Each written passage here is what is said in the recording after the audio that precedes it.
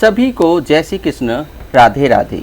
आज मैं आपको कामदा एकादशी श्रावण कृष्ण पक्ष की पूरी कथा इस वीडियो के माध्यम से सुनाने वाला हूँ।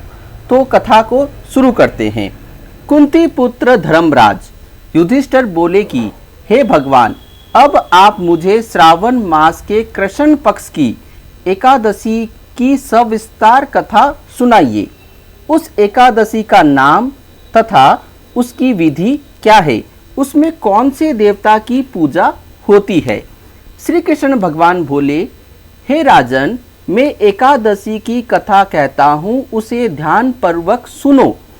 एक समय इस एकादशी की पावन कथा को भीष्म पितामह ने लोकहित के लिए नारद जी से कहा था। एक समय नारद जी ने पूछा कि पितामह, आज मेरी श्रावण माह की कृष्ण पक्ष की एकादशी की कथा सुनने की इच्छा है। अब आप एकादशी की व्रत कथा विधि सहित सुनाइए। भीष्म पितामह नारद जी के वचनों को सुनकर बोले, हे नारद जी, आपने मुझसे यह अत्यंत सुंदर प्रश्न किया है। अब आप ध्यान लगाकर सुनिए। श्रावण माह के कृष्ण पक्ष की एकादशी की कथा। कामदा एकादशी। इस एकादशी की कथा के सुनने मात्र से ही वाजपेयी यज्ञ का फल मिलता है।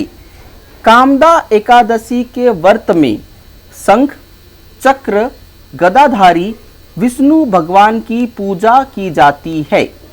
जो मनुष्य इस एकादशी को धूप, दीप, नैवेद्य आदि से भगवान विष्णु की पूजा करते हैं, उन्हें गंगा स्नान के फल से भी बड़ा फल मिलता है।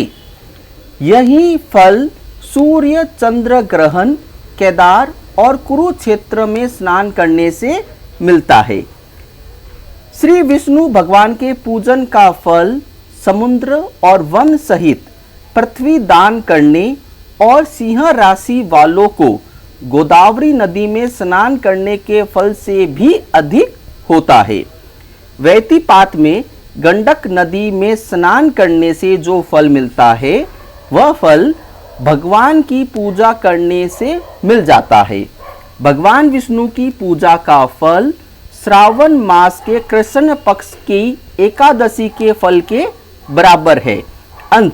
भक्ति पूर्वक भगवान की पूजा न बन सके तो श्रावण मास के कृष्ण पक्ष की कामदा एकादशी का व्रत अवश्य करना चाहिए।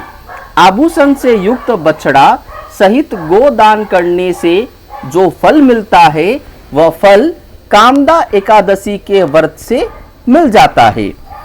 जो उत्तम द्विज श्रावण माह के कृष्ण पक्ष की कामदा एकादशी का व्रत करते हैं तथा विष्णु भगवान की पूजा करते हैं, उसे समस्त वेद, नाग, किन्नर, प्रेत आदि की पूजा हो जाती है। हे नारद, स्वयं भगवान ने अपने मुख से कहा है कि मनुष्य को अध्यात्म विद्या से जो फल मिलता है, उससे अधिक फल कामदा एकादशी का व्रत करने से मिल जाता है। इस व्रत के करने से मनुष्य अंतिम समय अनेक दुखों से युक्त यमराज तथा नरक के दर्शन नहीं करता है।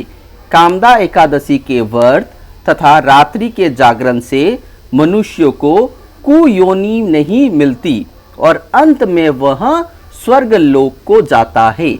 जो उत्तम मनुष्य श्रावण मास के कृष्ण पक्ष की कामदा एकादशी को तुलसी से भक्ति पूर्वक श्री विष्णु भगवान की पूजा करते हैं, वे इस संसार सागर में रहते हुए भी इससे इस प्रकार अलग रहते हैं, जिस प्रकार कमल जल में रहता हुआ भी जल से अलग रहता है। भगवान की तुलसी दल से पूजा करने का फल एक भार स्वर्ण और एक भार चांदी के दान के फल के बराबर है। श्री विष्णु भगवान रतन, मोती, मणि, आभूषण आदि की अपेक्षा तुलसी दल से अधिक प्रसन्न होते हैं। जो मनुष्य भगवान की तुलसी दल से पूजा करते हैं उनके समस्त पाप नष्ट हो जाते हैं। हे नारद, मैं सवय भगवान की अत्यंत प्रिय श्री तुलसी जी को नमस्कार करता हूँ। तुलसी जी के दर्शन मात्र से मनुष्य के समस्त पाप नष्ट हो जाते हैं और शरीर के स्पर्श मात्र से मनुष्य पवित्र हो जाता है।